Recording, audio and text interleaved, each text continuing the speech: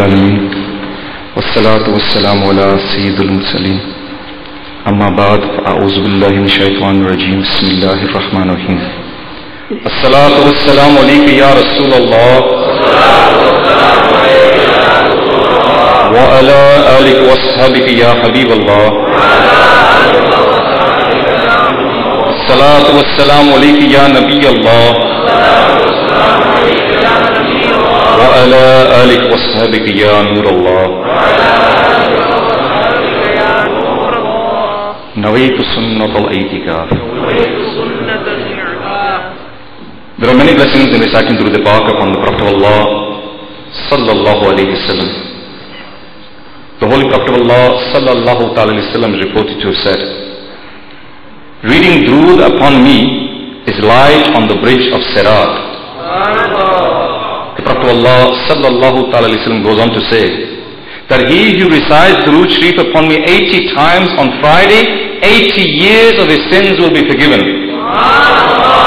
Sallu ala al-Habib.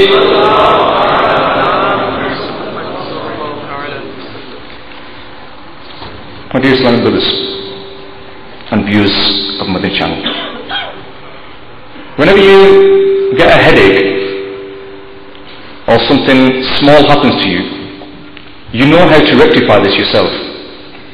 You know what tablet to buy, you know what cough mixture to buy, and you can solve the problem yourself. But as the illness increases, you feel the need to go and see a doctor. So now you need the use of a doctor. The doctor will prescribe the medicine for you, and you will go and get the medicine. If, however, this illness is more serious than this, then the doctor, he will refer you to a specialist. So now you need the help of a doctor, and now you need the help of a specialist as well. If it gets more serious, you'll be admitted into the hospital. And now you need the help of the doctor, the specialist, and the hospital staff as well. And as it continues, your illness, as it gets more and more serious, you're more and more dependent on other people. And if you get a serious illness, you're put into a high dependency unit, where you're dependent on everybody around you. And then if it is a critical situation, you're in the intensive care unit. And in the intensive care unit, you've got all the staff looking after you, you've got all these machines connected to you, and if you didn't have these things with you, you'd have very little chance of surviving. So just imagine if you were seriously ill, and there was no doctors available. Just imagine if you were seriously ill and all the doctors decided to stay at home. What chance would you have of surviving? My dear Islamic brothers, one of the questions I would like to ask you today is, how ill is the ummah of the Prophet of Allah sallallahu alaihi wasallam? And if we just look at some of the illnesses that are affecting mainly the youth today, we'll realize what a sorry state that we are in. If we look at, for example, alcohol, we see that over 100,000 people were admitted into hospital last year because of alcohol-related illnesses in the UK alone.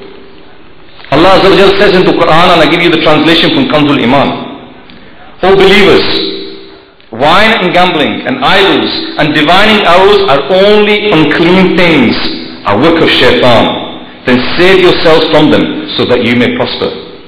Allah Azza wa Jalla goes on to say, the devil, shaitan, desires only to put hatred and enmity among you in regard to wine and gambling, and to bar you from the remembrance of Allah Azza wa Jalla and from prayer. Will you then not desist? My dear Islamic brothers, remember, alcohol is something that is accepted in this society. And what we must do is must make a clear distinction and realize that there are certain things that are accepted in the society that you live, wherever you live in the world, but they're not accepted in Islam. Within society, the acceptance levels can change. At one point, smoking was accepted in this country. Now it's almost frowned upon in this country. So the acceptance levels can change, but Shariat can never change. Shariat will never change. If we look at girlfriends and boyfriends, it's accepted in this society. If we look at drugs, it's almost accepted in this society. If we look at alcohol, it's accepted in this society. But these things are not accepted within Sharia. They are not accepted within the boundary of Islam. If we look at girlfriends and boyfriends, we see that about 40,000 teenagers became pregnant every year in the UK. The highest level in Western Europe, and more than half of them have an abortion. Allah Azza wa Jalla tells us in the Quran, time the child that was buried alive is made to ask for what crime she had been slain. Allahu Akbar. Allah also tells us in the Quran, an approach not adultery, undoubtedly that is immodesty, and verily a vile path. Allah is telling us, don't even go towards immodesty. Don't even go towards adultery. Stay away from it completely. Forget committing it, stay away from it completely. Drugs, we mentioned drugs very quickly. It is said in this country that teenagers who don't take drugs are a minority. And the amount of money that's spent on trying to solve this problem is running into billions. And amongst our Muslim youth as well, we see that our youngsters are also not only involved in taking drugs, but also involved in selling drugs as well. Virtually every muballigh that is here today, and every muballigh that you will run into, they will tell you that many people ring them up. And they will ask them, can you please spend some time with my son? Can you help my son and get him onto the right path? Can you help my son, he's getting so far away from the deen? Can you help my brother? Even through the Islamic sisters, we're getting the same message. Can you please help my son? Can you please help my brother? Can you please help my husband? He's going away, he's going astray. And just before the Ijtima today, a muballigh of Dawat-e-Islami, he got a text message, can you please help my father? My father again is going onto the path of drugs. Please, please, please spend some time with him. This is the reality that's happening around us.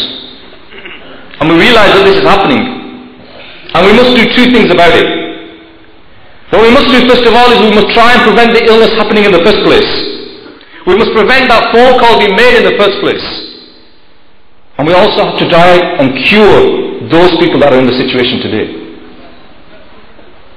Islam, one of the beauties of Islam is that it prevents the illness before it happens. Society tells us only drink this much. Islam says not at all. Society says that if you want to use drugs, don't share needles. Islam says not at all. Society says if you want to have extramarital relationships, if you want to have a relationship before you get married, then take precautions. Islam says no. None of this is allowed in Islam. My dear Islamic brothers, when your child is born, in this country in particular, within a few moments, and maybe the doctors that are here amongst them will agree with me, that within a few moments of your child being born, in many hospitals they give your child a vitamin K injection. Then as the child approached 2 months age, they start giving diphtheria injections, tetanus injections, polio injections, and 3 months again more injections, meningitis injections, 4 months again meningitis second dose injections, between 12 months and 30 months again meningitis, MMR, and all these injections that we give to our children at a young age. As the child gets to 3 years age, again we give them a second MMR jab. We give them boosters. As the girls get to an age of 13 or 14, they're given cervical cancer vaccines. As we get older again, we give them polio and tetanus boosters. Why? Why are we giving these injections to our children before they're even involved in the disease? They're at home, you're keeping them clean in your house, you're bathing your child every day, the disease is out there. Why are you giving them the injection now? You are giving them the injection so you can protect them before they come in contact with that disease. Before they go out into the community, before that disease comes to them, they are protected. What are we doing to immunize, to protect the soul of our children? What vaccinations are we giving to our children to protect them? Are we doing anything to protect our children? Allah Azza wa Jal says in the Quran, and I give you the translation from Kanzul Iman, O mankind, save yourselves and your family from that fire whose fuel is stones and humans. Allah Azza wa Jal is telling you, save them, protect them. What are we doing to do this? Where are the parents in all this? Where is the father in all these cases? In most cases, the father is working 16 hours, 18 hours, 20 hours a day, so he can make a big bungalow back home, so he can have the biggest house in the village, he can have the biggest car in the town. My dear Islamic brothers, what is the use if you have all that and your children are away from the deen? Parents need to spend more time with their children. If you ask any parent, why are they making all this wealth? Why are they running around day and night? They will say, we're doing it for our children. But what the kids really need is some of your time. Parents should get to know their children. Parents should get to know the likes and dislikes of the children. Parents need to know where the children are all the time. Parents sometimes say, well, I'm fulfilling my responsibility. I'm sending my children to the madrasa. My dear Islamic brothers, that is not enough. That is not enough. We cannot shift the responsibility of our children onto the masjids. On the day of judgment, we will be asked about the way our kids were brought up with. We cannot pass it on to the imams. We cannot say, I passed it on to him. He brought up my children. He had them in the madrasa. It's not going to be good for you. As parents, we need to set an example for the kids to follow. We expect our children to pray, but we don't pray salah ourselves. We expect our children not to listen to music, not to watch films, not to go to the cinema, and yet we've got Indian films on in the house.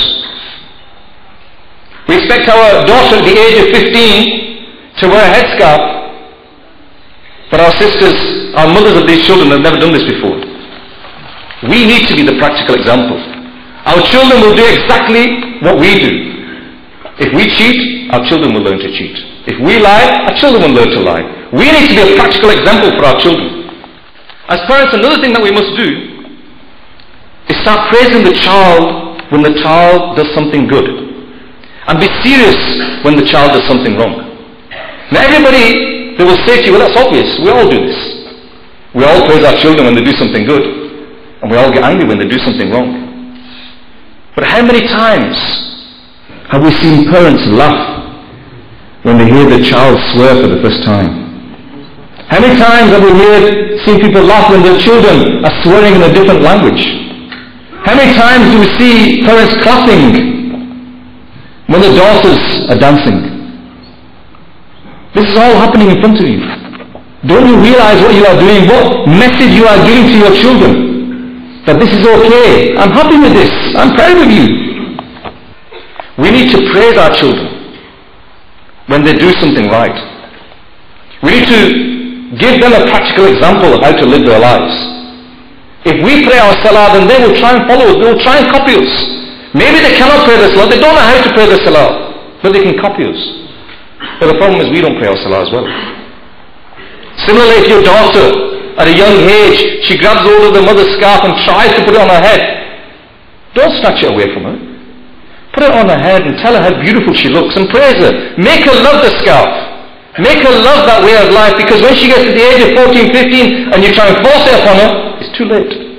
It's not going to happen. As parents, we need to instill love and pride for Islam into the hearts of our children. We need to tell them the stories about the Prophet Allah sallallahu alaihi wasallam. We need to tell them stories about his companions, about his blessed wives. Teach them to take an interest regarding the deen. And make them proud. Make them proud to be a Muslim. Don't make them, they need to instill this pride in them. I'm proud, I'm happy, I'm so lucky that I am a Muslim. We need to tell them this, that you are very, very lucky, beta. You don't realize how lucky you are. You were born a Muslim. You're very, very fortunate. Our sisters, they are the mothers of the children. They are the first university.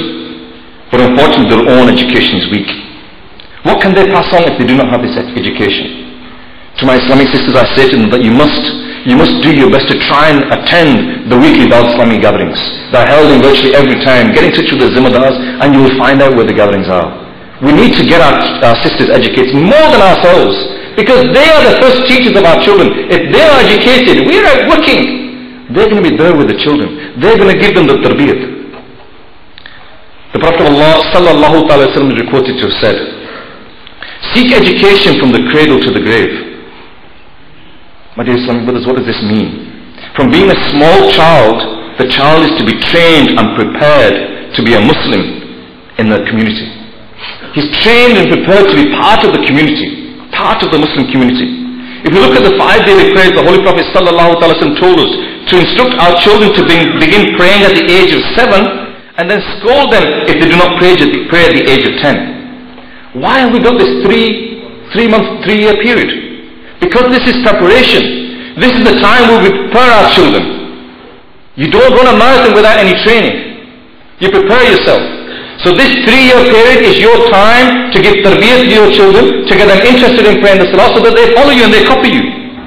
This is all what we should be doing for our children. Same with the headscarf and our daughters.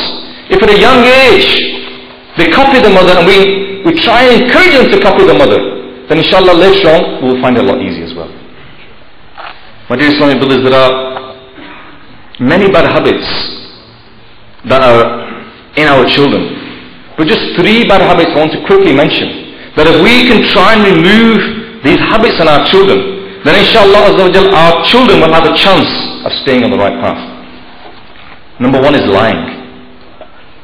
There is a famous story regarding Shaykh Abdul Qadir Jilani in which when he left his home, his mother put 40 gold dinars inside the sleeve of his jacket. And the final message that the mother gave to her son was, my son, whatever you do, don't lie. Whatever you do, don't lie. And when the caravan went to Baghdad, on the way some robbers attacked the caravan. And this young man was asked, what do you have on you? And he said, I have these 40 gold coins. They couldn't find them. And they thought he was just joking with them or making fun of them. And when the second robber asked the same question and he answered in the same way and they couldn't find it, they actually got annoyed with him. So they took him to the chief of the robbers and said that this young man is making a fool of us. This young man is annoying us. And the chief of the robbers said to him that these people are saying that you have 40 gold coins. Where are they? So he unpicked his jacket and he pulled out the 40 gold coins. And the robber, he was shocked. You could have kept quiet.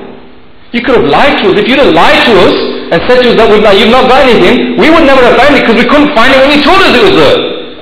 You should have just kept quiet. You should have lied to us. And you would have got away with it.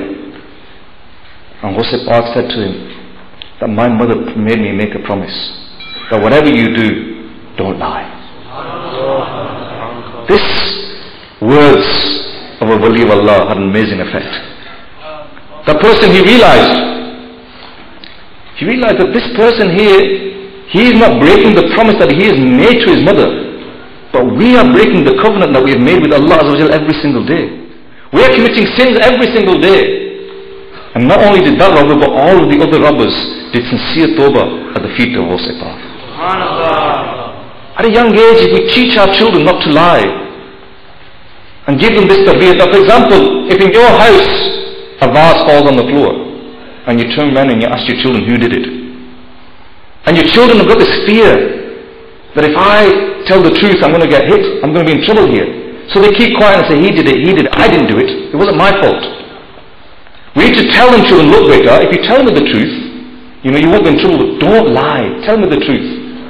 And encourage the child to tell the truth. And when the child tells the truth, praise him and say, look beta, in future, be careful, but I'm proud of you that you told the truth. Praise the children for telling the truth. Unfortunately, our children are so scared of us that they don't want to tell the truth, and they've got this mentality, they realize that if I lie, I've got a chance of getting away with it. But we need to change that mentality. We need to change that Madani Zain and make them realize that if we tell the truth, this is our success. Second thing, theft. At a young age, there was a famous story, a story that someone recorded, in which a person was about to be hanged, and he called for his mother. And when his mother came, it was his final wish that his mother come. And when his mother came, he attacked his mother. And the guards who were shocked at him that you are about to be killed, you're about to be hanged, and at this moment you're attacking your mother.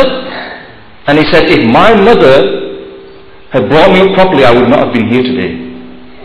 She was the one that encouraged me to steal. When I came home with a pencil from school when I was a young child, she said, okay beta, never mind. When I came home with something else, she said, okay beta, never mind. And so on and so on and so on. And I got more and more encouraged to do it. And today I'm here. And it is all because my mother didn't tell me to stop stealing. Again, at this young age, children are a blank piece of paper. If we give them the tarbiyat at that age, then inshallah we will see the change in them in the future. The third thing that we see in our children is abusive language, swearing. Have you ever thought to yourself that why is it a child that's brought up in a Gujarati house can speak Gujarati? Why is it a child that's brought up in a house that speaks Urdu can speak Urdu? Why is a child that's brought up in a house that speaks Punjabi can speak Punjabi? Well, it's obvious, isn't it? Because the parents speak that language. In the Punjabi house, the parents speak Punjabi. In the Gujarati house, the parents speak Gujarati. In the Urdu-speaking house, the parents speak Urdu. Why do children swear? Is it not because the parents are also swearing as well? Where do children learn to swear? Where do children learn to speak Gujarati? The same place, my dear brothers. We need to be very careful of what we say in front of our children, what language we use in front of our children. We need to teach them stories about Islam, give them Islamic heroes to look up to, teach them to be proud. What tools do we give to our children to protect themselves and save themselves from the illnesses of this society? We are so busy earning money, we haven't got time for our children.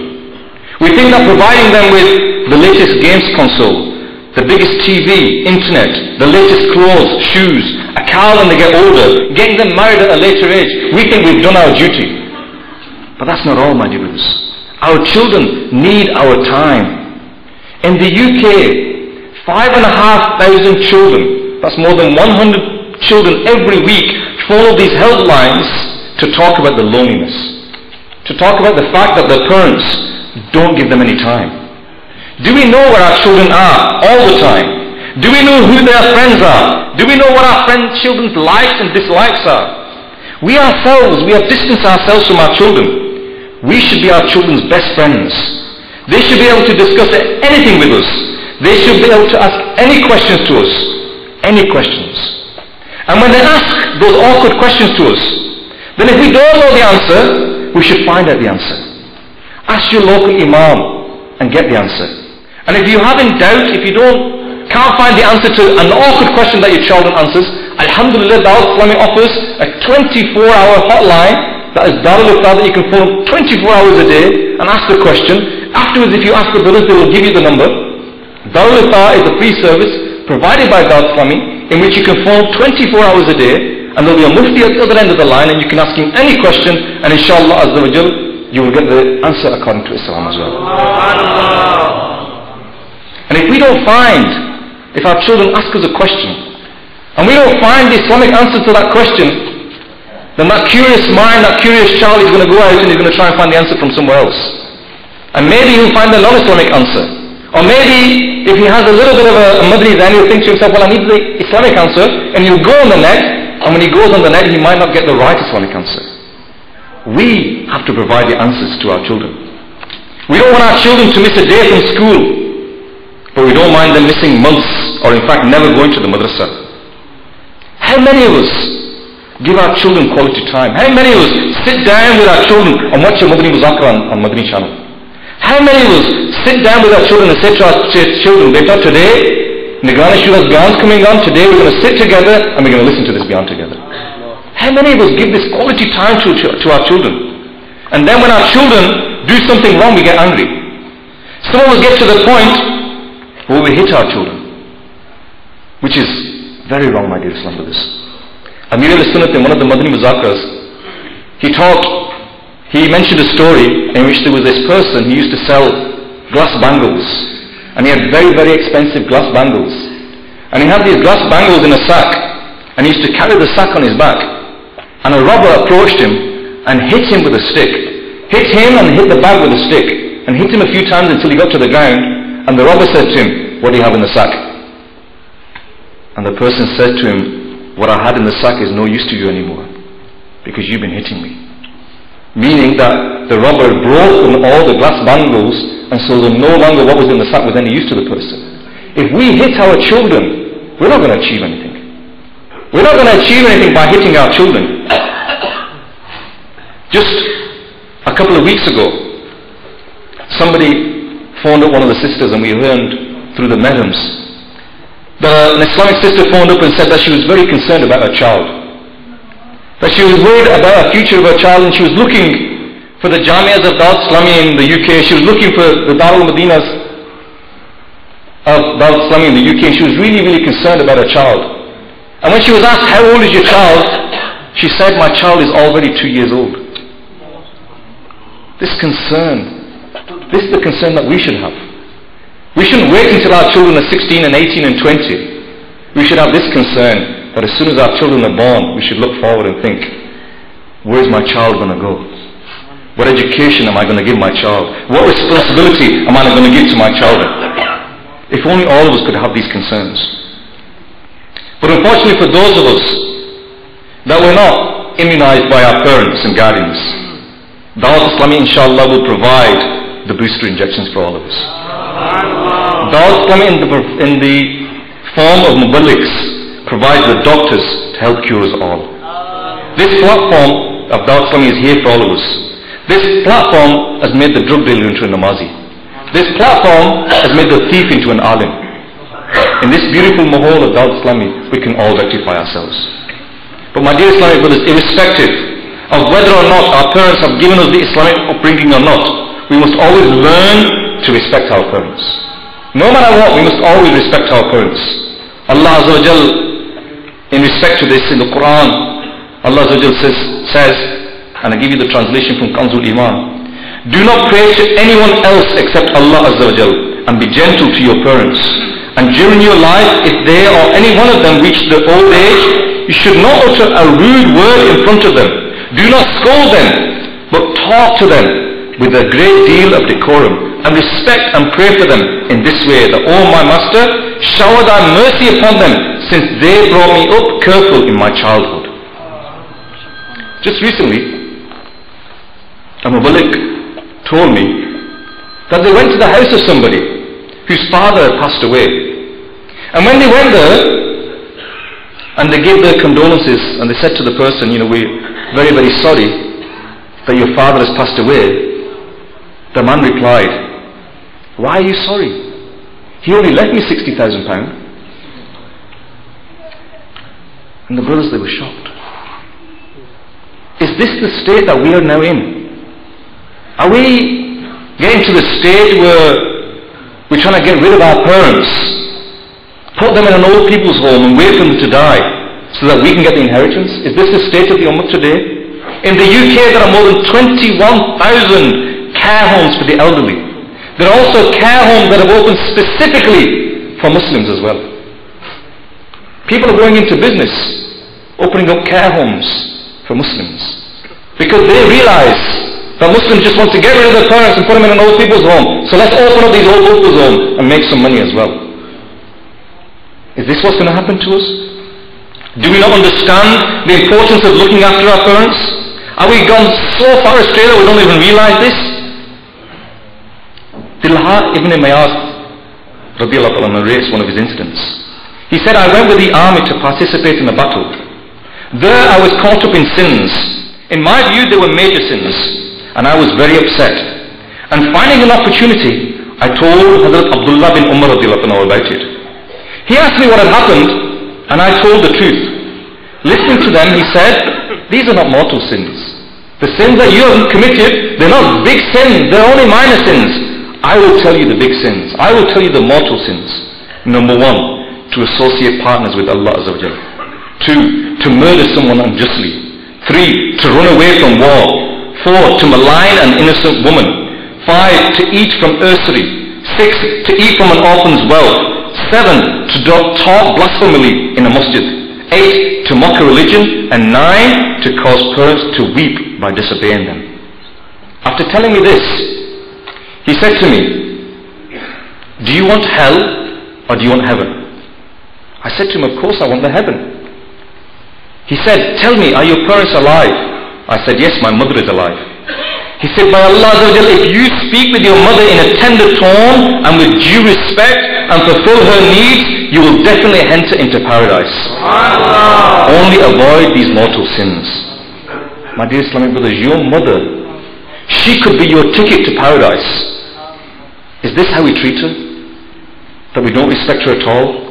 With regards to your father, the Prophet Allah sallallahu alaihi wasallam is reported to have said that the father's obedience is Allah's obedience. The father's disobedience is Allah's disobedience. Allah's pleasure and anger is hidden in the parents. In the parents' pleasure and anger. And the Prophet Allah sallallahu alaihi wasallam goes on to say that they your parents, both of them are your heaven and your hell. Depending on how you treat your parents will depend on what journey you take. One of the Sahabas came to the Prophet of Allah sallallahu alaihi wasallam, and he said that I have decided to go to war and I have come for your command. The Prophet of Allah sallallahu alaihi wasallam said to him, is your mother alive? He said, yes, my mother is alive. The Prophet of Allah sallallahu alaihi wasallam said to him, serve your mother because paradise is under her feet. Allahu Akbar. The Prophet of Allah sallallahu alaihi wasallam is reported to have said, should I not make you aware what are the biggest, the kabira sins? Should I not point out to you what is the worst sin in all? The Sahabas replied, Ya Rasulullah sallallahu alaihi wasallam, please inform us. He said, to declare someone as a partner of Allah Azza wa Jal and to harass your parents. Both of these are the worst sins of all. The Prophet of Allah sallallahu alaihi wasallam again ordered that he is a wicked person who harasses his parents. My dear Islamic brothers, the Prophet of Allah sallallahu alaihi wasallam is also reported to have said that a man's provisions are cut off when he stops praying for his parents. If someone visits the graves of one or both of his parents in order to earn reward, he will earn the reward of an accepted Hajj. And if someone visits his parents' graves in abundance, then the angel will come to visit his grave when he dies. Prophet Allah sallallahu alaihi wasallam also goes on to say that if someone performs Hajj on behalf of his parents, he himself will gain reward for 10 Hajj. My dear Islamic brothers, right at the beginning of the Bayan, I mentioned to you some of the illnesses that affected the Ummah. And I said to you that if we are physically ill and the doctors are at home, what chance will we have of surviving? The Ummah is ill. Where are all the doctors? My dear Islamic brothers, we are all the doctors. We are all those people that have got to help the Ummah of the Prophet of Allah sallallahu alaihi wasallam. Dawat-e-Islami has given us a prescription. He's given us a prescription for our illnesses in the form of a Madani namaz.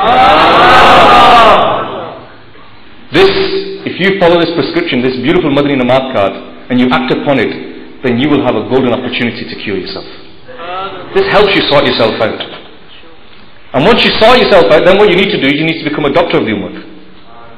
And again, Dawat-e-Islami provides this platform. The Madani Qaflas are those places where you can go and train yourself and help others as well. You can help the Ummah by rectifying them as well. And this, my dear Islam, is the mission statement of Dawat-e-Islami. That not only must I try to rectify myself, but I must rectify the people of the whole world. Inshallah.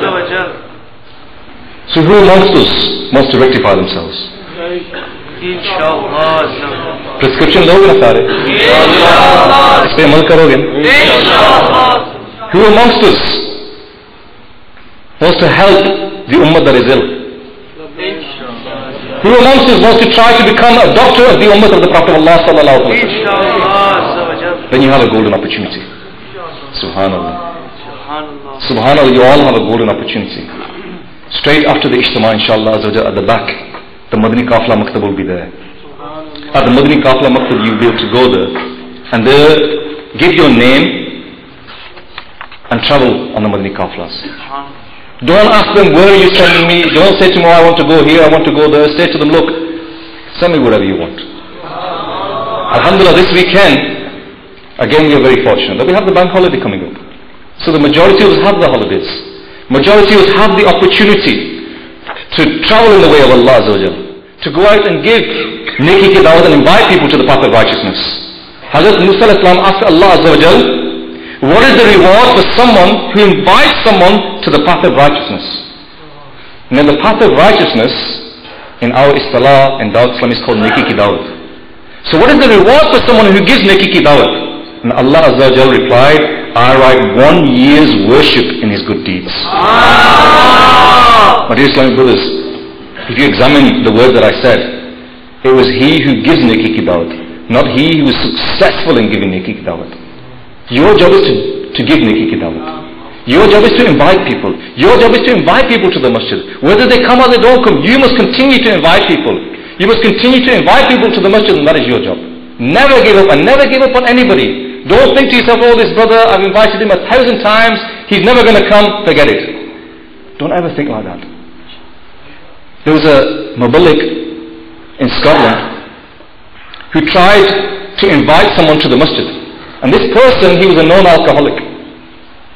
He was always under the influence of alcohol, but this Muballigh, he never gave up. Come to read your namaz, come to read your namaz, come to read your namaz. And one day on the day of Jummah, he said to him, come on, today is the day of Jummah, come and read your namaz. And something happened to him.